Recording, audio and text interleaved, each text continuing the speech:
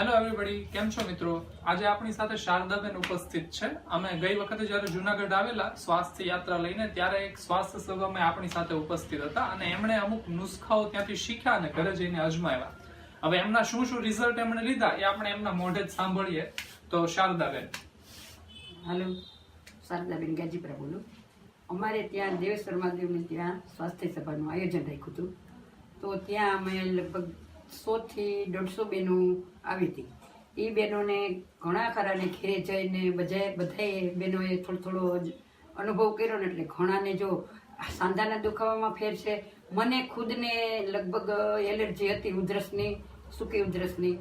મારો પોતાનો દીકરો ડૉક્ટર હતો, એ મને સિરપ દેતો, એનાથી પણ મને નહોતી રાહત થઈ. તો એ ઉધરસની મેં એવો ઉપયોગ કર્યો હતો કે સરે કીધું હતું કે સૂકી હળદરમાં 2 ટીપા મધ નાખી અને સૂતી વખતે ચાટવાનું. અમે ઉપયોગ કર્યો તો મને હાવ જળમૂળમાંથી ઉધરસ ગઈ હતી. 10 થી 15 વર્ષ ત્યાં મને આ એલર્જી હતું.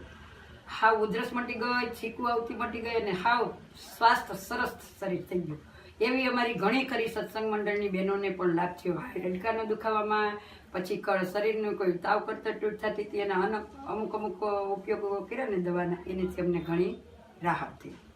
અને બધું ઘરેથી જ હતું કે કઈ તમારે બહારથી લેવું પડ્યું? બધું ઘરેથી જ, ઘરગથ્થુ જ દવા સરે કીધેલી અમને, એટલે બધા બહેનો ઘરગથ્થુ દવાનો જ ઉપયોગ કર્યો છે. ચાલો, બહુ જ સરસ. તમને બધાને જે કંઈ પણ રિઝલ્ટ મળ્યા એ બદલ આપણે કુદરતના આભારી છીએ. તમારો ખૂબ ખૂબ આભાર. Thank you. Ba ba ba ba ba na na ba ba ba ba ba na na oh ba ba ba ba ba na na ba ba ba na na ba ba ba na na to gari no potato ri ka ni malo manika no chikaba